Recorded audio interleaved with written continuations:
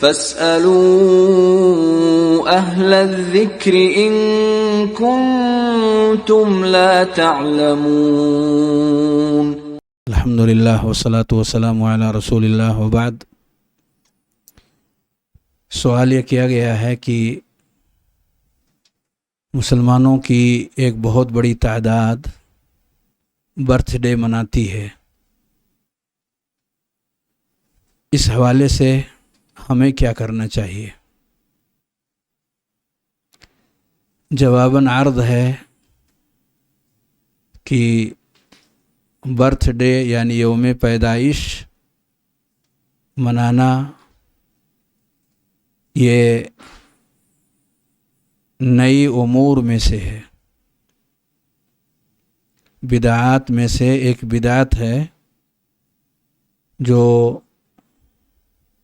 ہمارے درمیان اختیار کر لیا گیا ہے،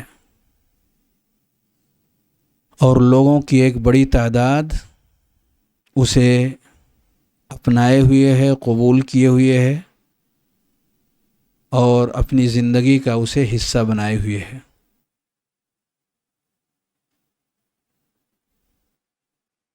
برتھ ڈے منانے کے حوالے سے اگر آپ غور کریں تو سب سے پیاری زندگی جو رب کریم نے عطا فرمائی وہ نبی کریم صلی اللہ علیہ وآلہ وسلم کو عطا کی ہے۔ آپ نے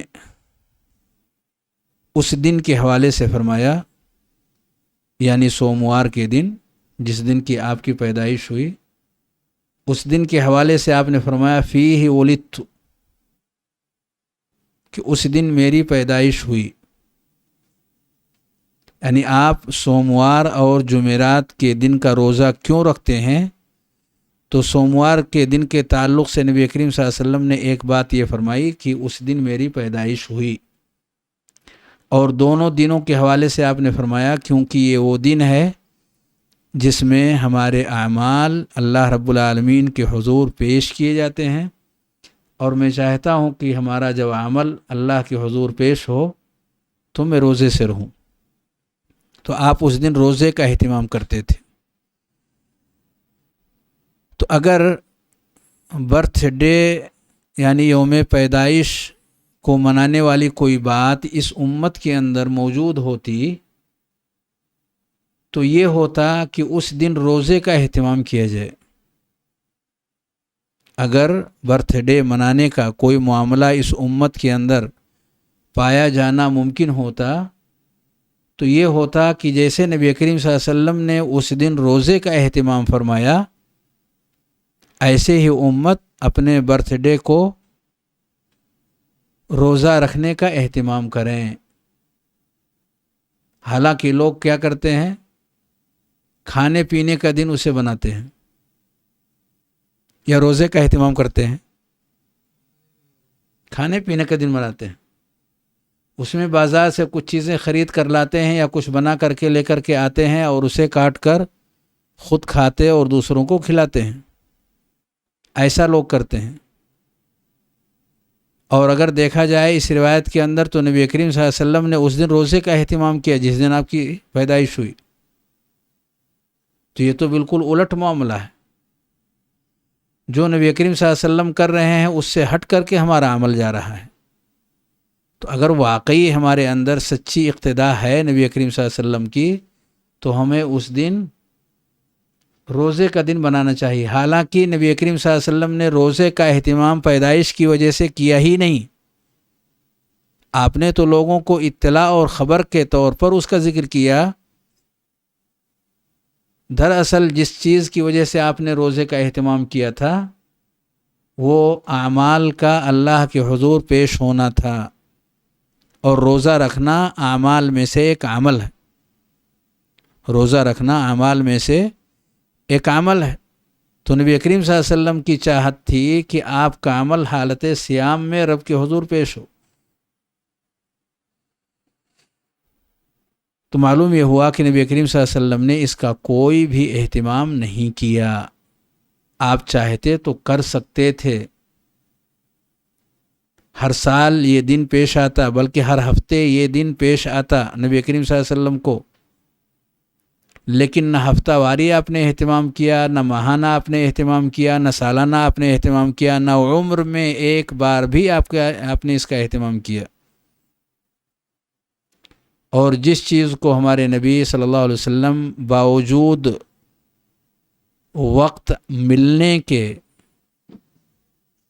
اور موقع ہاتھ آنے کے آپ نے اس سے صرف نظر کیا ہو، اس سے آپ نے منہ موڑا ہو، ہم اس کو گلے لگائیں، ہمارا ایمان اس کی اجازت نہیں دیتا۔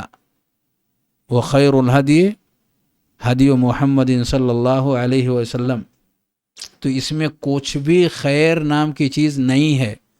ہاں، دیگر قوموں میں یہ موجود ہے، دیگر قوموں کے اندر یہ صفت پائی جاتی ہے، وہ قوم ایسا کرتی ہیں، اگر ہم بھی ایسا کرتے ہیں تو ہمارے اندر دوسرے قوموں کی مشابہت آئے گی،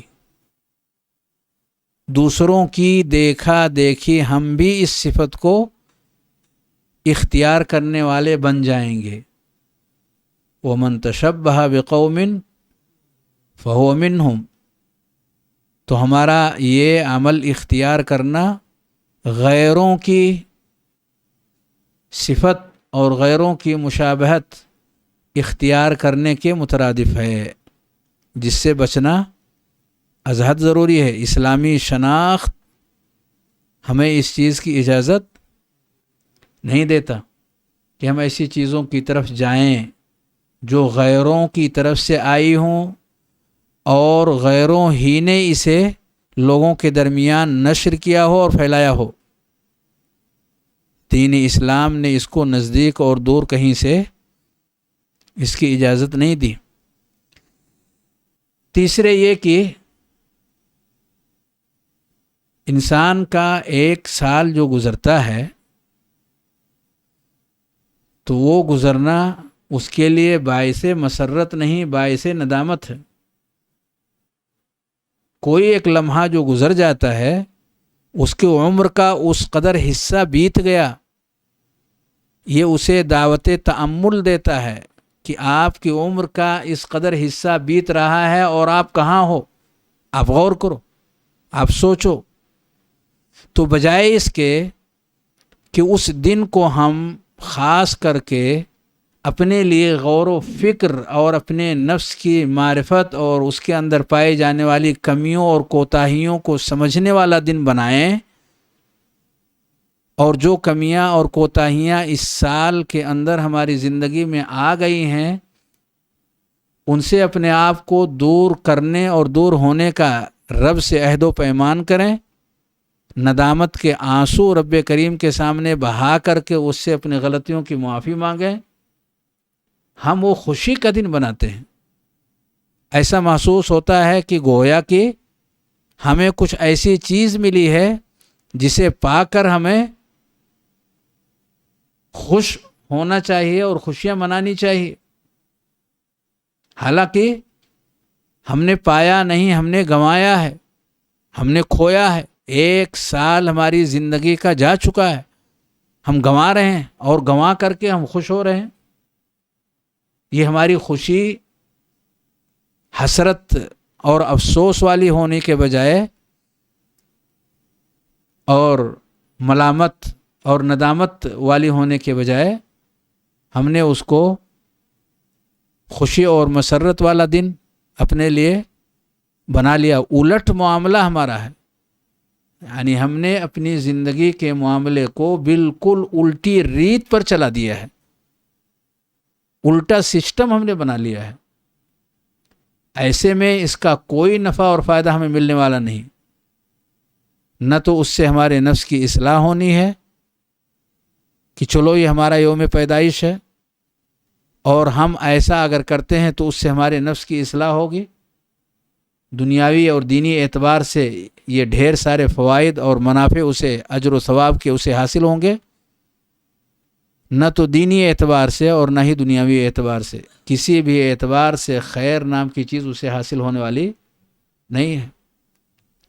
ایسی چیزوں سے کلی طور پر ہمیں بچنا چاہیے۔